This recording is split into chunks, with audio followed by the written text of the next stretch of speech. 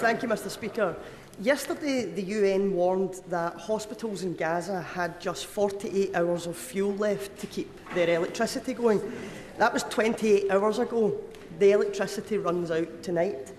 Now, we have a human responsibility to all the people in Gaza, but we have a particular responsibility for UK citizens, some of whom are in those hospitals with no food, no water, no medicine and no way out.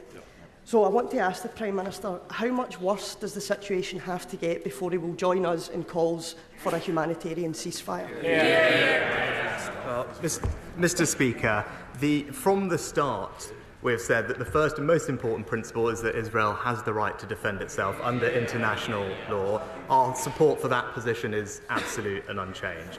But from the start, we have also said that we do want British nationals to be able to leave Gaza, and that we want hostages to be released and for humanitarian aid to get in. And we recognise that for all of that to happen, there has to be a safer environment, which of course necessitates specific pauses as distinct from a ceasefire. And we discussed this with partners yesterday evening at the United Nations. And we have also been consistently clear that everything must be done to protect civilians in line with international law and continue getting more aid flowing into Gaza. Mhari Black. Mr Speaker, the growing calls for a ceasefire is also about calming the situation in the broader region, especially the West Bank.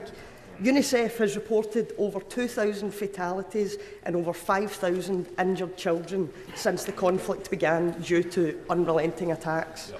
If we ignore this, we risk pouring petrol on a fire in a place that only requires a spark to ignite.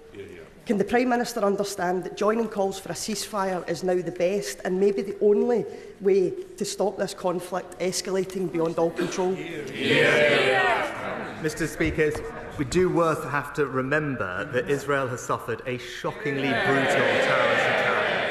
Hamas is responsible for this conflict and has the right to protect itself in line with international law. As the UN Charter makes clear, we will continue to urge the Israelis to follow international law, whilst we also have to remember that Hamas cruelly embeds itself in civilian populations. But we are doing everything we can to get aid into the region. I'm pleased to say an RAF flight left the UK this morning for Egypt carrying 21 tonnes of aid for Gaza. The relief supplies include over 75,000 medical kits, solar lights, water filters for families and warehousing equipment. Our team are on the ground ready to receive. We will continue to do everything we can to increase the flow of aid, including fuel, into Gaza.